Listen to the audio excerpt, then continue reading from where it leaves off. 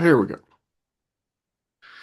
Hello, ladies and gentlemen. Robert Swartwood here. Tonight I am joined by the Edgar Award-winning and Wall Street Journal best-selling author of 17 novels, including his latest, I Become Her, which I have a copy here, and his latest, Wyncliffe, which just came out the other day. That's right, it's your favorite writer and mine, Joe Hart. Joe, how the heck are you? I'm doing good. Thanks for having me on again. Like we were just saying, this is like third time hanging out and chatting, so it's always good. Yeah. Absolutely. No. And I did remember when I was reading this book, well, actually I say reading this book because, you have two new ones. This is kind of weird. Like every time we've chatted before on one of these, it's because you've had a new book come out. Mhm. In this instance, it's because you have new books out. And oftentimes writers will have, maybe two books come out in the same year. Mhm. You had two books come out in like the space of a month, in less One than the space week. of a month. 1 week. Yeah. But I Yeah. think like this is kind of it, right? It's like the rest of the year, you didn't really have anything else. It just happened to work out that these two books were coming out, Yep. essentially almost like simultaneously. So let's get into that because I know that that necessarily wasn't the plan. Obviously, these were out by two different publishers. Um, so let's talk first about. I have a copy here. Your fabulous publicist sent me a copy. I Mhm. Become Her. This is your latest. This is more a psychological suspense thriller type things of because you know that Mhm. you're always hopping genres. Mhm. Um, Mhm. I remember discussing this book with you. God, was it 2 years ago? I don't. Mhm. If I remember correctly, I was driving down to Asheville, North Carolina, for an event, Mhm. and I think I remember texting you, being like, "Hey, are you busy? Mhm. Yeah. One Do you chat. have time to BS?" Yeah. And you're like, "Yeah, I'm free." So we were just like talking about whatever else, and we're as writers often do, we were talking about like projects we're working on and stuff. And I remember I was talking to you about a project project I was kind of working on or playing around with, and you start talking about this book. Yeah. And so I know this idea at least has been in your head for, can you talk about, I guess, one, Yeah. what this book is about? Because we can't really go much into the book because you do a lot of, I don't know, writer trickery and sleight of hands. Because like we don't want to give Mhm. anything away, but there are things Mhm. that, in the psychological suspense space that you're doing it the right way. But Mhm. what can you kind of tell us about the setup and kind of like, and then we can go back to just where the idea came from and kind of go from there. Yeah. Yeah. So basically, the idea is it's kind of a newlywed couple, Imogen and Lev. They're on their honeymoon cruise out in the Mediterranean, and they're docked at an island.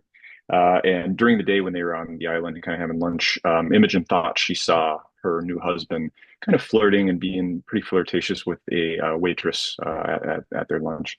And she wasn't really sure exactly like the extent of it or what happened, but she's got kind of a history with relationships and trust issues, and she's had a really tough time. So this is kind of it was a really hard thing for her to kind of let go. And then later at night, after they'd kind of gone to bed, they'd been drinking and dancing, and she kind of woke up middle of the night. They're still docked at the island, and Lev's not in the room. So she does a quick kind of like sweep of the ship. He's not in any of the places they've been. She goes back on the island, wondering if maybe there's a chance that he had a rendezvous with the waitress that they seen at lunch, and she thinks she may have seen Lev with a woman kind of on the beach, but didn't confirm it. So she wasn't able to confirm it. So then she goes back to her room. When he shows up, he comes back in the room, and the ship kind of takes off into the ocean, and they're cruising along. And he's like, "Oh no, I was down at the casino. I haven't left the ship. Any of these things." And they get into kind of a bad argument, and Lev ends up falling out of their room off the balcony into the ocean in the middle of the night. And he is found alive the next day, kind of miraculously found alive. But he doesn't remember what happened and how he fell, which Imogen kind of has something to do with that to some extent. So from that point, that's just kind of the setup, and we take off from there. And then it's Imogen trying to kind of let go of what happened, but also she just can't quite let go of it. And as she starts to kind of delve into his past, she learns a little more stuff about him, and it just kind of keeps like breadcrumbs. She just kind of keeps finding more and more disturbing things about her new husband, which just, yeah, it's just kind of psychologically, is this happening? Is this in, kind of in my mind, that type of thing? And yeah, kind of the book takes off from there. So, Right. So, so again, it's hard to discuss this book without giving too much away, but primarily we have two main narrators. Um, we have Imogen, and then we have somebody from the past who that she starts looking into, Sierra. mhm. Um, remind us again when you're writing, are you someone who is outlining, or do you just have kind of that basic idea and going from there? Because there is a structure to this book. Is that something that just kind of came about as you were writing it, or did you, outline that first, or can you talk about a Yeah. little bit about that? Yeah, with kind of the split POV, yeah, it kind of came to me as far as the layers as I was writing. I knew that I wanted to have the two different point of views, but then the way that the kind of, especially Sierra's chapters, how they were kind of layered in, um, kind of developed as I was writing. So I did plan kind of how and where they were kind of peppered in, but they became a little more shaped as I was writing because really Sierra's story takes place over basically a day. It's like a day in her life. We are with her and kind of we understand who she is, and we learn about her life and why she is where she is and what's happening to her. Whereas Imogen's story is much longer stretch of time. But kind of as the book goes on, we catch up more and more with Sierra. Like her chapters come a little more quickly and more often. So yeah, it was one of those where it kind of became clear as I was midpoint book writing that kind of how that it had a lot to do with pacing too. Having those chapters in the right place where it was like kind of a drop off with Imogen and then a pickup from Sierra, so it kind of made sense kind of where to put those along the timeline and whatnot. So, but yeah, so I definitely always outline to a certain extent, but then I like leaving things open to kind of surprise myself. And I feel like if I can surprise myself here and there, I'm going to surprise the reader. So yeah, that's kind of how I set it up and whatnot. I don't want to say easy, but this right now, I think we discussed this is your seven, or like you're up to about 17. You are getting close to 20 novels, at least published. Yeah. Have you found just, each book, is it getting a little bit easier? Is it more of a case by case basis where maybe some books are easier than others? And in that instance, I mean, where would you put this one on the scale when you were drafting, at least doing like the first draft and so? Yeah, that's a really good question because, as writers, like, I think it is very common that we have those books that just are like a lightning strike and they're very easy to write. It feels like we're channeling something versus really hard work and stuff. This one was kind of in the middle as far as that went. There was some stuff that really came easy, and then there was some stuff that I kind of had to work at and kind of push through. It was especially kind of getting closer to the end of the book was a little more of a struggle.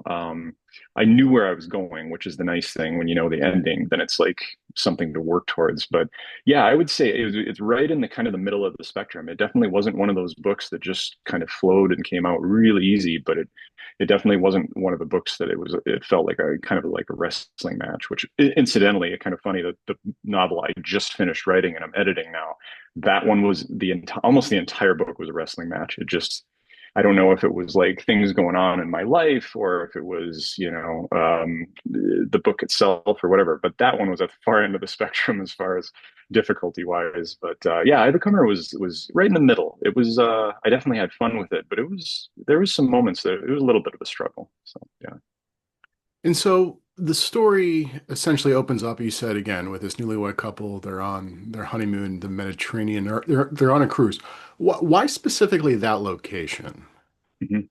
I wanted this it was one of the kind of the points or plot points that came to me initially is it was this I was like thinking of a situation that was just kind of devastating I was like, okay, I need something to happen to this couple that is it's just kind of like shocking and devastating.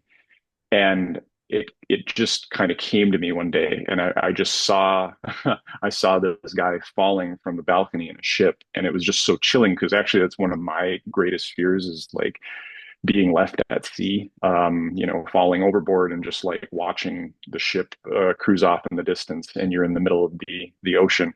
So it was one of those like personal fear things, and I was like that. It's just such a like kind of a shocking, crazy moment when he falls overboard and whatnot. So that's kind of what shaped it. Is I kind of really I wanted this kind of a little bit of a spectacle of this accident slash maybe crime type thing that happened. And I thought, a cruise ship is a really great setting for something like that to happen because people do fall off of cruise ships from time to time. And a lot of times they aren't found. They float off in the ocean and they aren't located again. So it's like it's a really scary thing actually. So, yeah. So did you have to do like how much research went into um just cruise ships in general? Is this just I mean, did you do really Yeah. any because I'm assuming you didn't go on a cruise. I did not go on a cruise. Yeah, I got to ask that a few times from other people. I didn't go on a cruise. I haven't been on a cruise. I leaned on a few people who have been on cruises as far as getting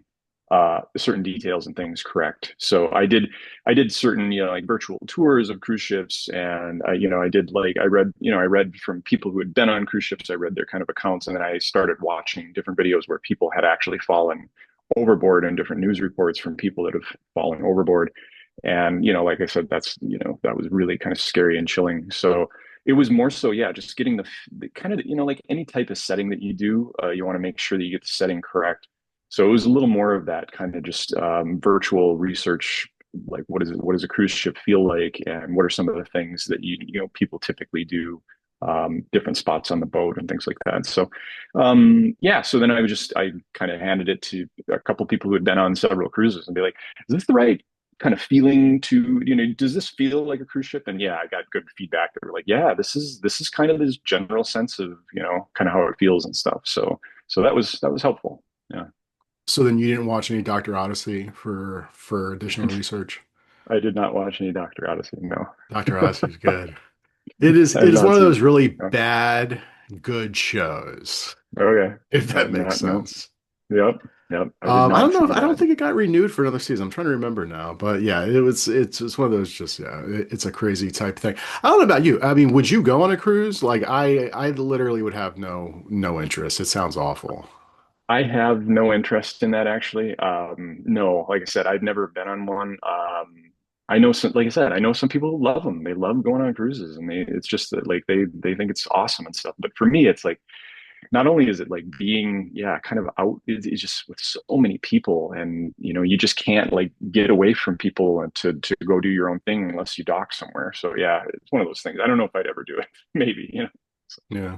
yeah, Yeah, I know. I think someone had said something along the lines of it's like it's not like, so sometimes a lot sometimes people are hesitant to go on cruises because they don't like the idea of being on a boat. And then people will say, well, you can't even tell you're on a boat. It's like you're in like a yeah. mini city. And it's like, well then what's the point if you're not on And a being on a boat, boat? I yeah. mean, yeah, you're I don't know, but because yeah, some of these Yeah. cruise ships are ridiculously how big? Remind me again, and like because there's different sizes of cruise ships. Like what type of cruise liner were they on exactly, or were they supposed to be on? Yeah, like definitely one of the bigger ones.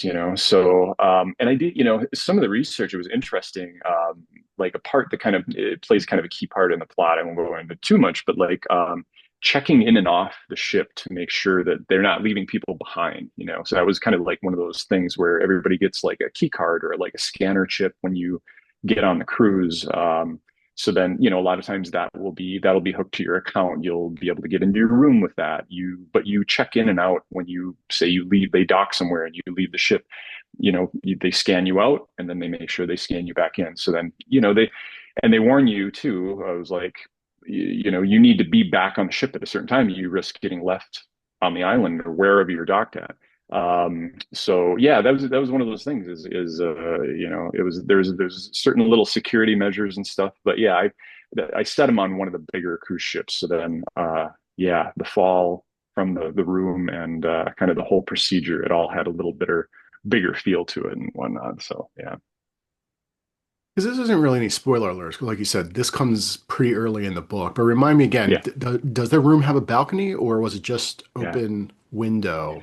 Yeah, it's a balcony. Yeah. So someone brought up a question on another interview I did. They were like, don't they have sensors like on those balconies? So if somebody does fall off, it registers and then alerts the ship.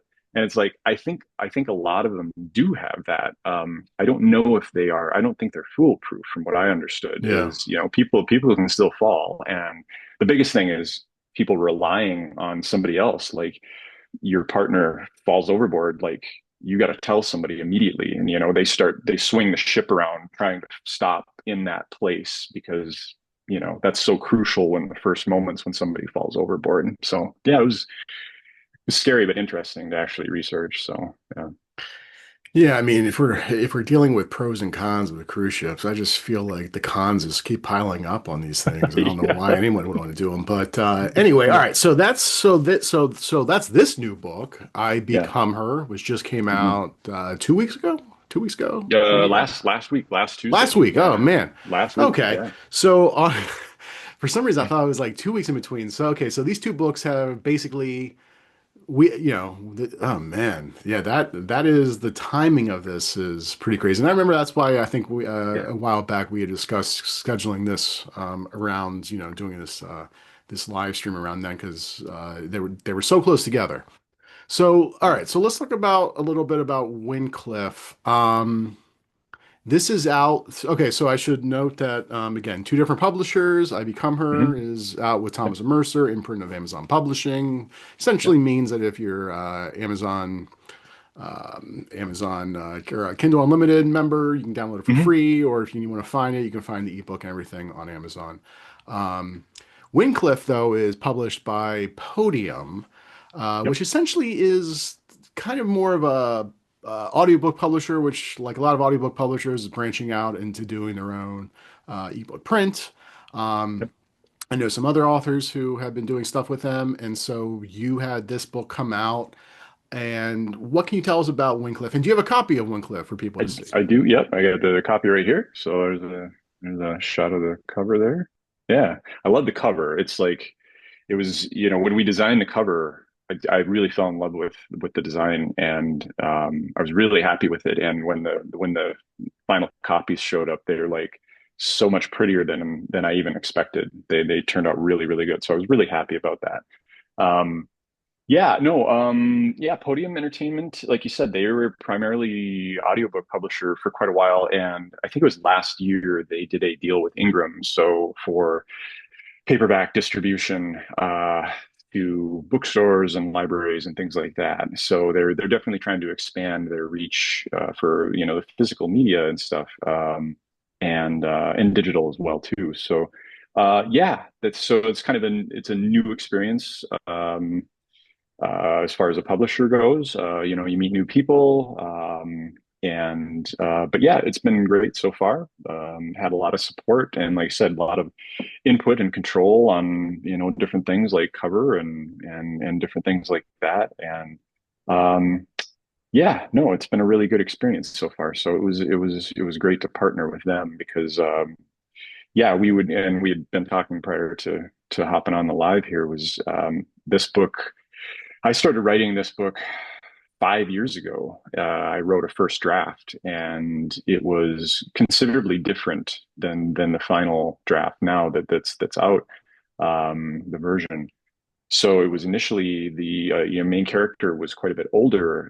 She's 18 in the book. She just became an adult, and she is responsible for her younger brother because they are actually orphans. Both their parents were killed in a car crash, and so he's intellectually disabled, and she is basically at the kind of the point where she's going to take uh she's going to be like his representative. She's gonna try to be not only big sister but kind of a parent to him too. And but she's struggling, and so she is looking for just kind of a break to kind of get them. They're living in New York City, and she's looking for a break to get them out of the city and kind of back to where they came from. kind of in the country and whatnot, because that's where he really wants to go and live.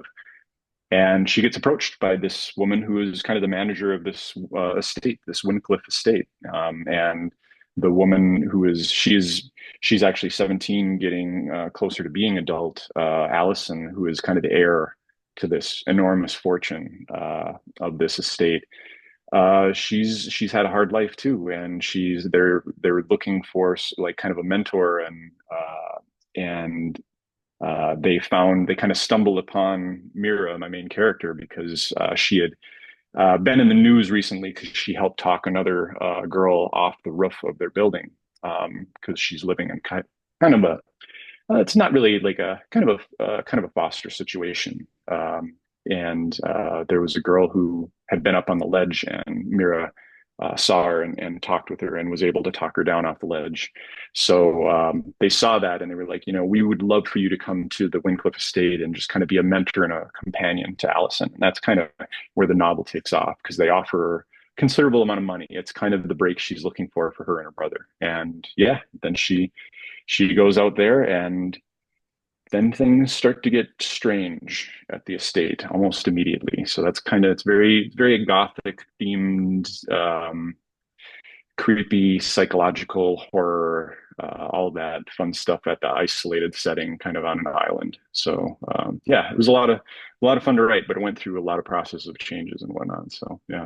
Yeah, can we talk about the whole changes? I remember this was something that, again, when I was on my road trip, I remember I think we had discussed where this was, well, yeah, can you talk about just like essentially where this book started and then Mhm. the type of, I guess, changes or what happened in the process to what is like basically now in print, Yeah. can be in ebook stores everywhere and in bookstores and paperback and audiobook. Kind of because it is rather fascinating, at least, from a writer standpoint, seeing how these Mhm. things kind of change where the reader might not really even be aware of. Yeah, it went through, like I said, lots of iterations. It started out, Mira was definitely, she was older when I first started writing it, and she actually had kind of a psychology degree, because that's what she went into. She went to college for, and she was a therapist. So that's kind of how she got involved with the kind of the WYNDCLYFFE estate. They were looking for somebody to kind of treat Allison initially, and Allison was older too. So the ages had kind of moved up. And what had happened is, yeah, we had kind of gone out with that first initial version and kind of went through lots of different submissions and processes, my agent and I, and got a lot of nice passes. It was, a lot of almost yeses, close calls and stuff like that. And so, yeah, my agent kind of suggested, she's like, what do you think about making this more like a YA, and kind of aging the characters down a little bit? And I thought that was a good idea, and I thought, okay, like I'll play around with that to see if that kind of works for the narrative. And it turned out working like really, really well. So it was like, so I did another round of edits where I brought them, kind of back in age, and it was kind of neat to see then, because the process for Mira as a character, she was still the same person that she was when I had her at like 10 or 12 years older. She eventually wants to become kind of a therapist of some sort, psychology. She's interested in that. But it was kind of fun to see, like, I just took that character and just brought her back about 10 years. And yeah, it kind of opened up these different possibilities and fun stuff as far as the plot went. So, and then yeah, I'm trying to think. I think we went out to a few publishers then and didn't get any yeses then. And then I kind of had a kind of a really crazy idea to change a few things in the middle of the plot.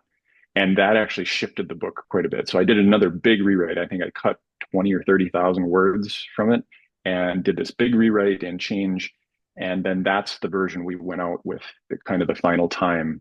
Um, and that's when Podium made an offer and picked it up.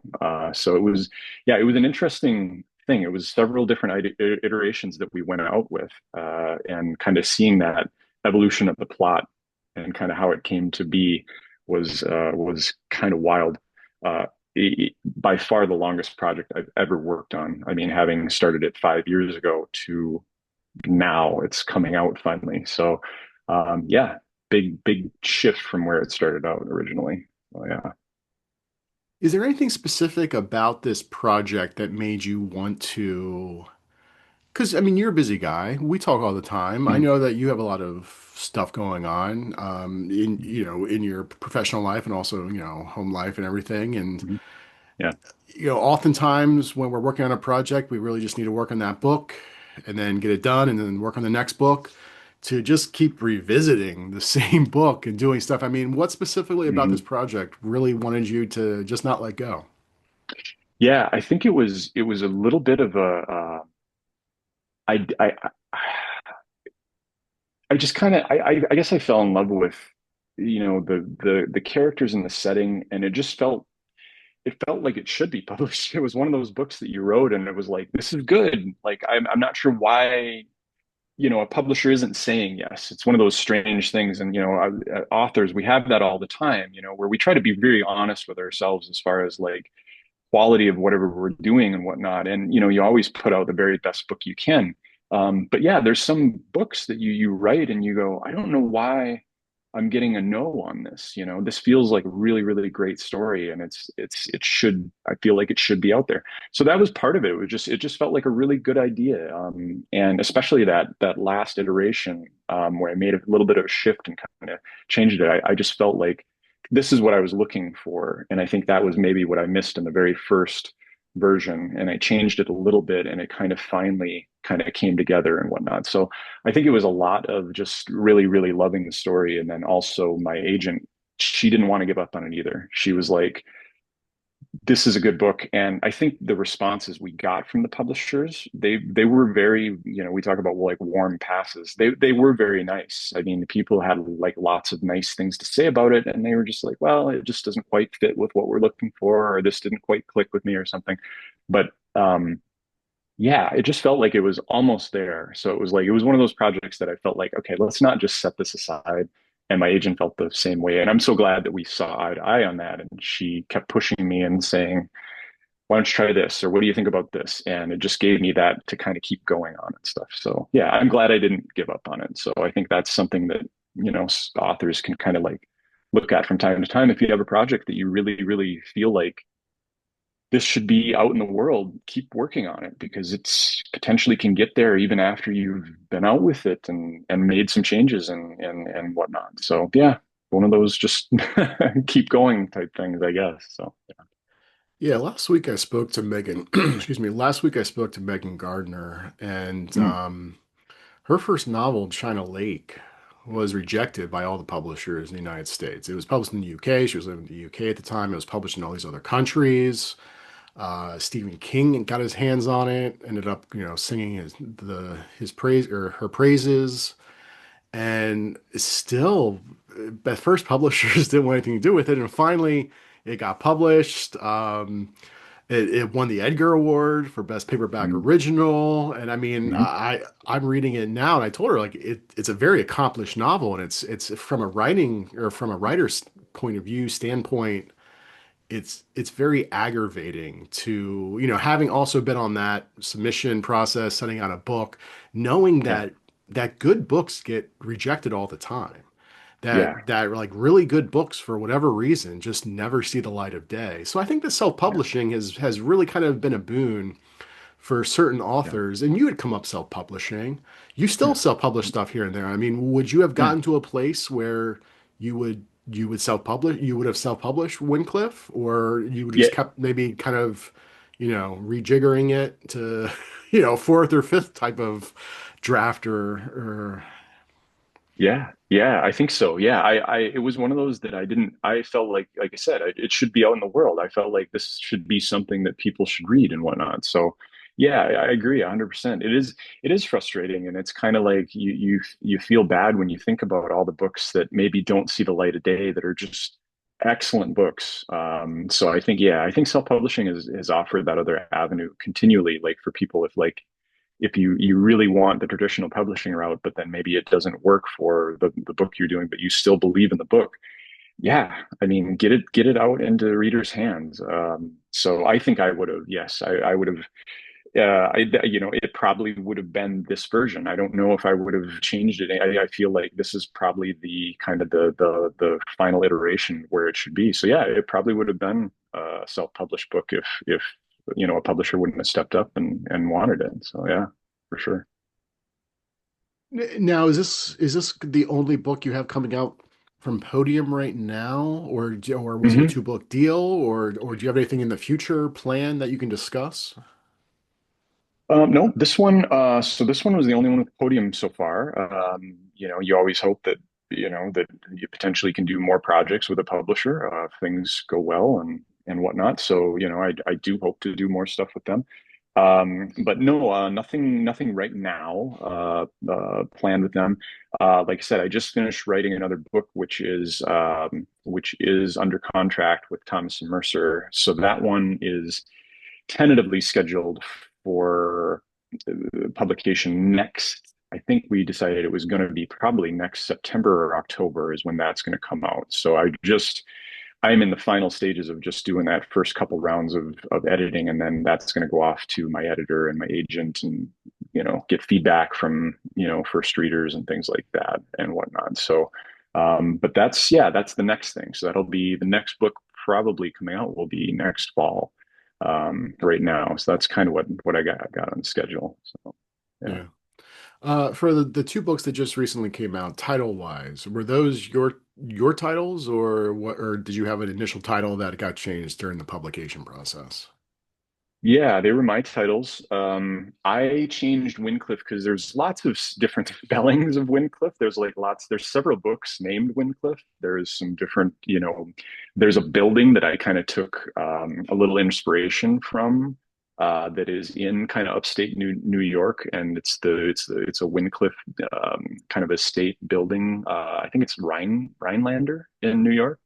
And that's actually, it was like an old, and now it's a crumbling mansion. I mean, it's falling down, and it was one of those images that first came to me when I was like looking at different kind of old estates and mansions, getting that kind of that Gothic vibe for the book. I stumbled upon this crumbling manor and stuff, and I looked into the history, and actually the saying, "Keeping up with the Joneses," it came from the owners of that manor. It's like they were like influential people, kind of very well-to-do people. I think in the late 18th century is when the original building was built, and or yeah, 19th century.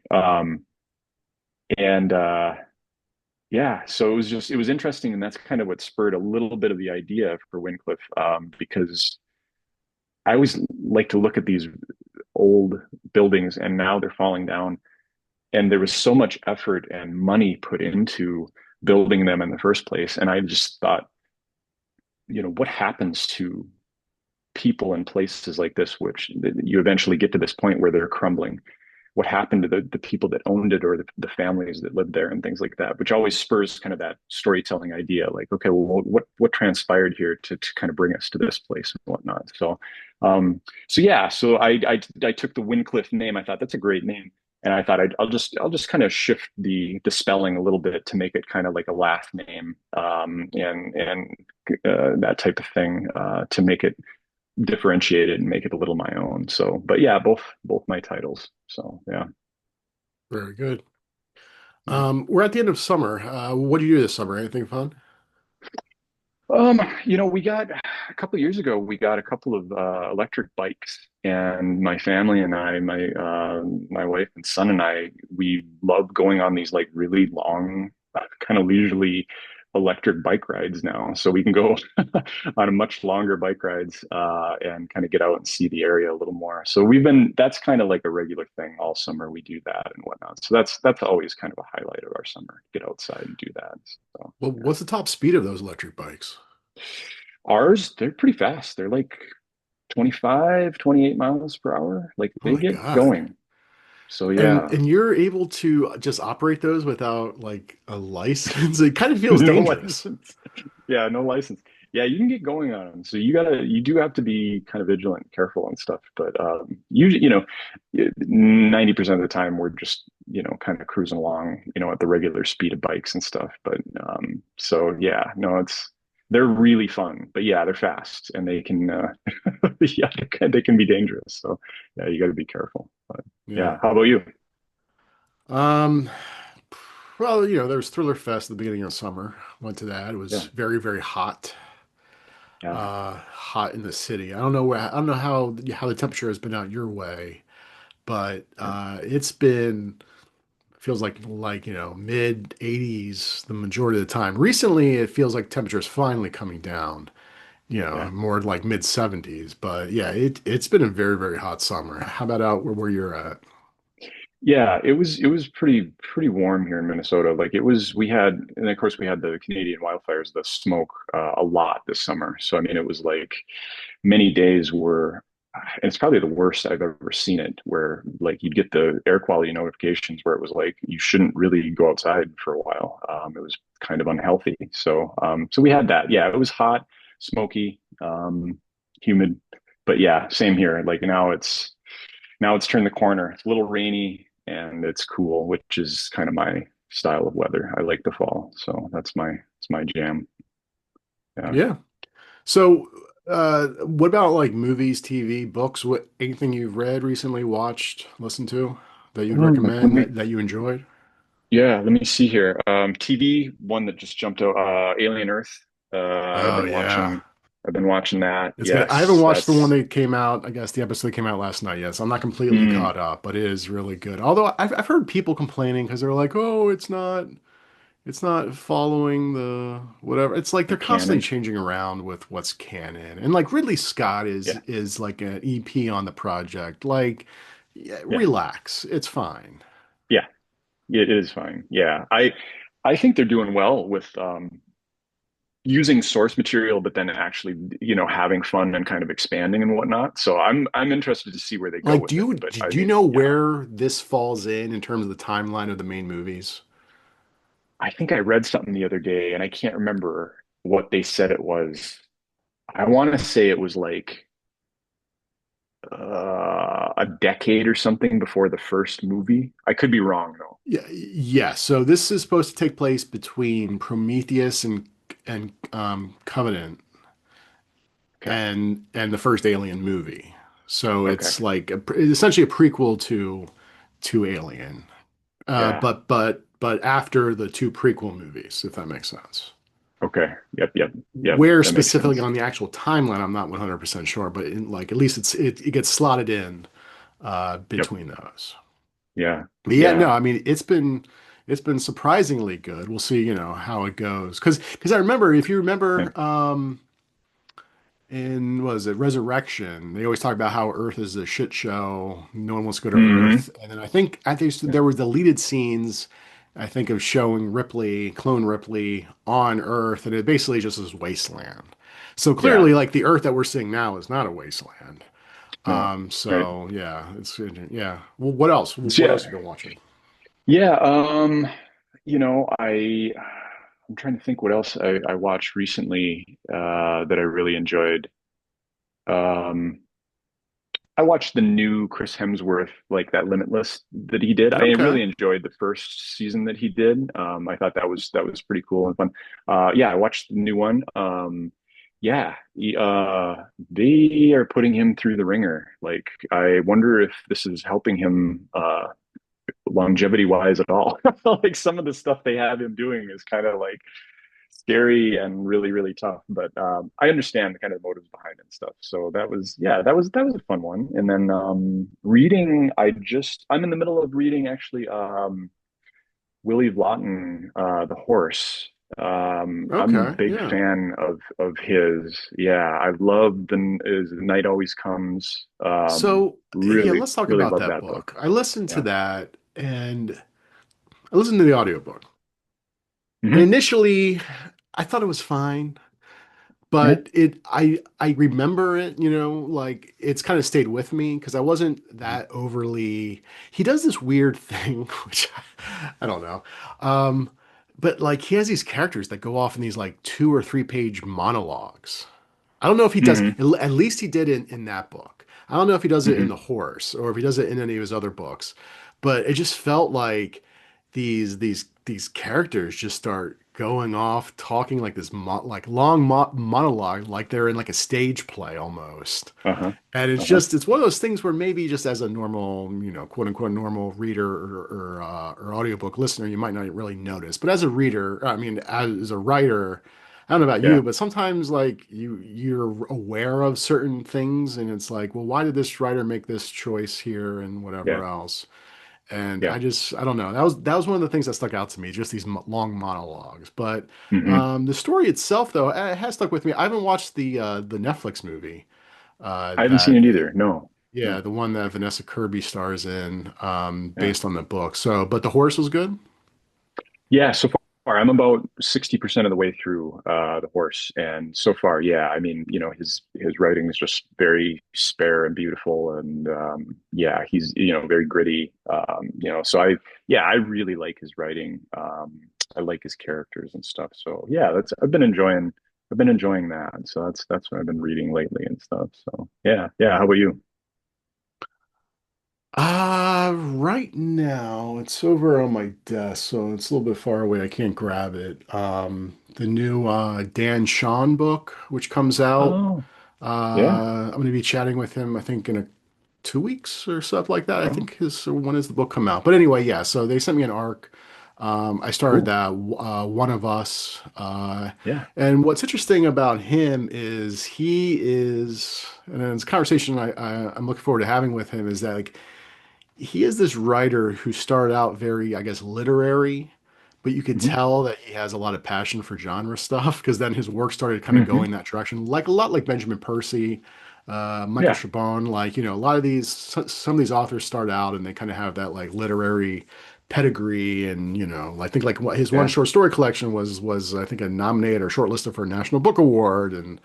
and but like, yeah, I mean, this is just about these like identical twins back in the, I think the 50s or 40s or something, who then basically run away from home and they ended up, getting stuck with this like traveling circus. And it's like just a Yeah. very genre type thing, which his last book, Sleepwalk, is completely different. It's one of those, he's one of those authors where every book is completely different from every other book, Yeah. well, like a Stuart Onan or even like Yeah. a Jason Rekulic, and because I mean Jason's only written like 3 novels so far.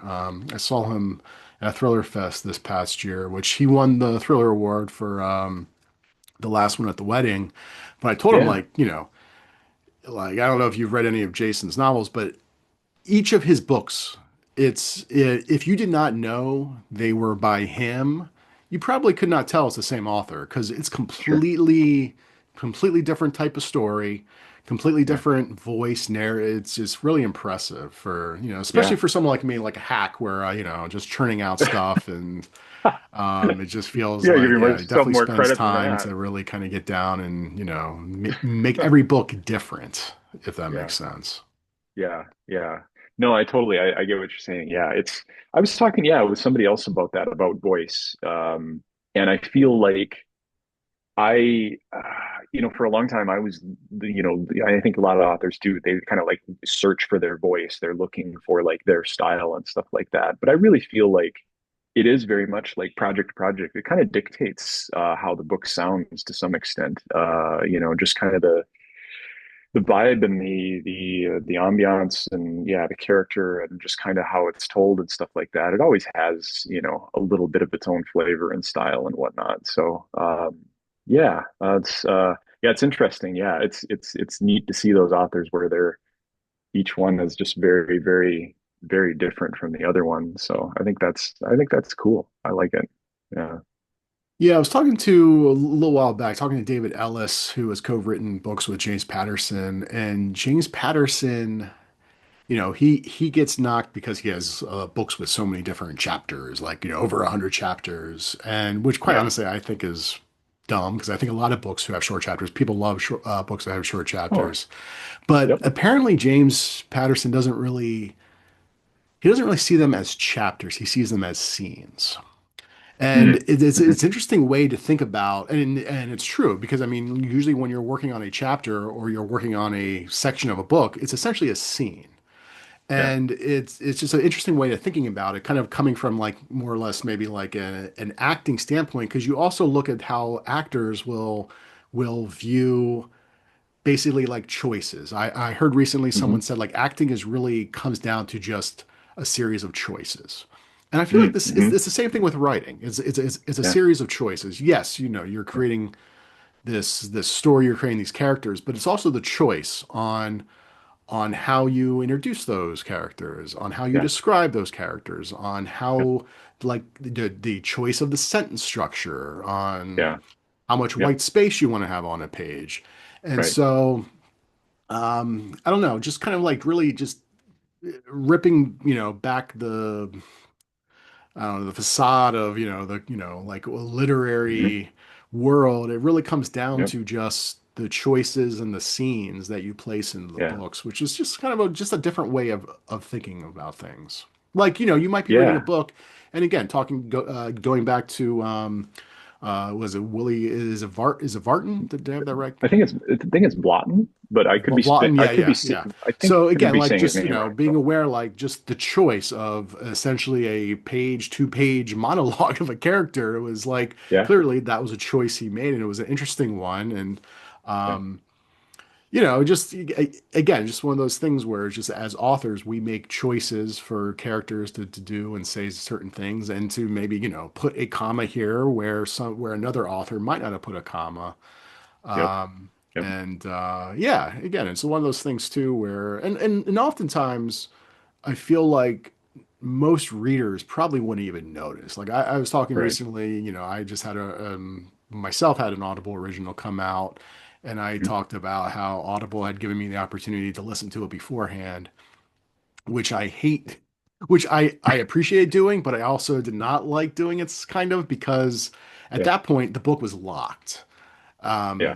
where I would get to a place listening to something, and then I would hear like, oh, maybe I shouldn't have used that word, maybe I could have used a different word or a Right. different phrasing, or oh, Yeah. maybe we could have ended that chapter like a line or two sooner.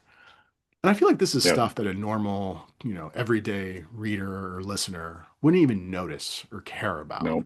but Right. but because we're so into this world, we Yeah. notice, and it's one of those things that's just, I don't know about you, but it like drives me crazy. Like I really don't like to revisit old stuff. No. No. I can't stand it. I tend not to. If once a book is done, and I joked with somebody the other day on an interview, I was like, I'm sick of it by the time it's out because I've written it, read it, edited it 4 or 5 times, done all those different, rounds of edits, and yeah, gone through it, proofreading and all these different things to the point where it's like, okay, that's done. It's done now, and you just have to. I think partially, it's yeah, it is. You at a certain point, you just have to let it go because yes, you're right. You could keep going back through it and be like, okay, I'm going to move this. Now I'm going to cut that sentence. Now I'm going to move this over here, and oh, this would work better here. And yeah, you'll drive yourself, kind of crazy doing that. So it's no, I'm the same way. I tend not to revisit anything once it's kind of finalized and done. So yeah, it's one of Yeah, those there was things. I think it was Walter Mosley had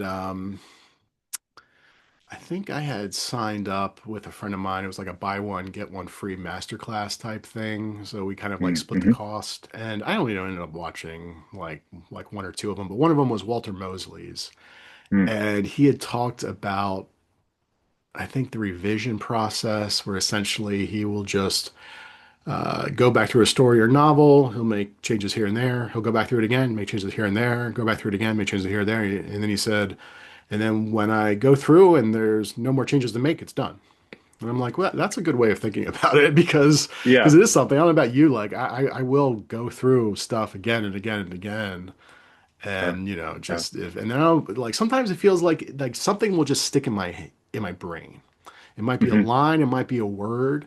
And if I end Yeah. up changing it, that thing stuck in the brain will go away. So I feel like, okay, Yeah. I've made the right choice there. It was probably because otherwise it was something that would just kind of like just keeps, sticking with me. Like, I should have made that change. And again, Yeah. this is stuff that I feel most people won't even notice or care about. But It's like yeah, we're it's insane people, so we really live inside our heads. Yeah, yeah, exactly. That's 100% right. No, it's very very true because I think yeah, readers they go along and they just enjoy the ride for the most part. They're and then that's what they're supposed to do. They're supposed to just this is enjoyment. They're reading a story. But yeah, us we sit there and we obsess over things, and then also it's that I think, but it is very much I think it's that attention to detail that sometimes sets a decent or a good book from a really good book or a great book is when you go back and you do have that where you go in and you're trying to fine tune it as best you can. That sometimes might make a difference, even though the reader they don't know that that's what's going on, but it might make the experience that much better for him. So Yeah. I think it's worth it. But Yeah. On the other side, sometimes it kind of feels like you're doing all this extra work and ultimately it doesn't matter. It might even make it worse. yeah, There's always that thing yeah, you have to consider too, kind of just letting it, yeah, sometimes things can maybe be a little bit too clean and too yeah, polished. yeah, Have sure, you, we were talking about TV earlier. yeah. I've been watching the new Dexter. Have you been keeping up at all with Dexter? I have never watched Dexter. That was Oh, one of the shows that wow. I never watched. Yeah, So never have. my wife and I had when I think when it first came, like we had watched the first couple seasons, and for whatever reason, I don't know if we got bored or for whatever reason I think the last couple seasons we stopped watching. But they did some spin-offs here and there. It's Mhm. incredible how sometimes certain characters or certain franchises just like never go away. And then, Mhm. all right, spoiler alert for people who know, but I think the initial series essentially ends up with him. I think you basically kind of think that he's dead, like he goes out in the Yeah. ocean, or maybe Okay. they leave it open. I forget what it is, but I think a year or two ago they came out with um, basically he's alive, he's living somewhere else. His son tracks him down, and so there's a whole Hmm. storyline from that. And then that episode ends with him essentially getting shot and killed. And then this Okay. new season, Dexter Resurrection. At first, I'm like, what are they doing? But a friend of mine's like, no, you got to watch it. It's really good. And they explain it because it's like he's like in like kind of like where you live. It's like out like up in the like it's up north. Midwest. Like it Yeah. apparently got really cold, so he got shot, but his body was able to not die. Not die. They were able to get to him in Yeah. time and bring him Yeah. back. And but anyway, yeah, the new season, it's I ended up binging it because initially I had no interest. It was going on, so week by week episodes were coming out, and I think now I think this week is going to be the last episode, so I finally caught up on it. But it is a lot of it's a lot of fun. Okay. Um, Okay. though what's funny about that show is kind of one of the conceits is there's like a voiceover narration. So Dexter is Hmm. oftentimes in his head. He's narrating things, and when Mm. people are talking to him, he'll like be responding to them in his head. Mm. And Hmm. so someone I think on Instagram had posted like um I never realized Dexter had so much like internal monologue because then they would show clips of him without any of that. So it would just be like this Oh. weird, like he's just like making like, looking at somebody and with just Yeah. complete Just silence. blank And space. it's Yeah. like, yeah, and it's kind of Huh. just kind of funny looking at that way. But anyway, Joe, I don't want to keep any more of your time. You're very generous as always to make Yeah. time with the two new books. That's crazy having, a publication schedule like, I ideally in a perfect world, maybe it was like, 6 months apart, but here you had Yep. literally a week apart of Yep. these. And I know that, sometimes stuff happens. That wasn't, Yeah. two different publishers. It happens. So of course, the book that came out last week was I Hmm. Become Her, which again is Hmm. available from Amazon. And then you have a copy of that new one there. Yep. And then WYNDCLYFFE. Yeah. That was out yesterday. So And yeah, that it is, was. Yeah. I Like actually you just said. looked on BarnesNoble.com. At least a couple of the Barnes Nobles around me have copies, so you should be able to Yep. people look check out your local bookstore, see if they have a copy. If not, ask your local copy to order. That is Hmm. always very helpful. This Yes. one again, I Become Her is more psychological suspense. Wingcliff is, Yep. would you say, is more horror? it's like gothic horror, gothic psychological suspense. Yeah, but yeah, definitely has those themes in there. So yeah, And yeah, so, I mean, you are a genre hopper. I mean, well, genre hopper. I mean, you essentially kind of stay within the same, these two genres more or less, like thriller, mystery, yeah, crime, horror. They all yep, kind of blend together. Are yeah. are there projects where you might think the project might be a certain type of genre, and then when you start writing it, you realize like, oh, maybe it's better to kind of veer into this other genre? Yeah, I think some of those like you say, because they share borders so closely. So you change like one or two elements in a book, and then it's horror. Or shift back a little bit, and then it's like, oh, now it's a thriller, or now it's psychological suspense. So yeah, I mean, I feel like each project it just kind of depends on uh really like the plot as far as like what it's kind of demanding a little bit and what works the best. There were some I veered, I will say, like in the first couple iterations of Wyndcliffe, there was a little bit more leaning toward the supernatural. It wasn't supernatural, but there were leanings. There is still some nods to the supernatural in here, a little bit of the cult and whatnot. But yeah, it's strange how those genres like they kind of brush up against each other a lot. And if you do a little bit over here or a little bit over there, then it veers you into one category or another. So, but yeah, I guess that's yeah. I like kind of playing with all of those different elements and stuff and mixing them up sometimes too. So yeah, it's always fun. But yeah, Yeah. And you said that you just finished a draft of a new book that should be out next year. Is there yeah. anything else that you've been working on, or is there anything else people can look forward to maybe before then? Yeah, I'm thinking the next thing because I have a story in Silent Nightmares, which is edited by Michael Bailey and Chuck Palahniuk, Oh, and that is coming out next. I want to say November. So it's a holiday themed horror anthology, and there's some pretty awesome authors in there. So I was really fortunate. I submitted a story and they accepted it. So that's actually the first anthology I'll ever be in. So that is out next. I believe November is when they're planning on that. So was yeah, that a so that short was story that exciting. you had, or you wrote it specifically for the anthology? I wrote it for the anthology. It was like one of those whims, I seen that they opened for submissions. It was last December, I think. They opened it the entire month of December. And I showed my wife. I was like, look at this. Chuck Palahniuk and Michael Bailey, they put out a call for submissions. They're doing this fun kind of holiday thing. I'm like, but I don't have a story because it's like holiday themed and I didn't have like a horror story like for that.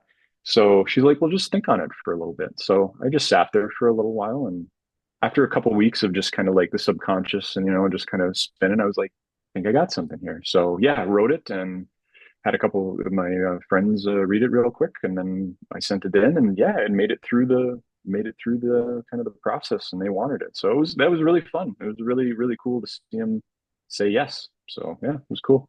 Very cool. And, Yeah. and what's the name of that story? The my story in there is the most wonderful time of the year, and then the anthology is Silent Nightmares. Okay.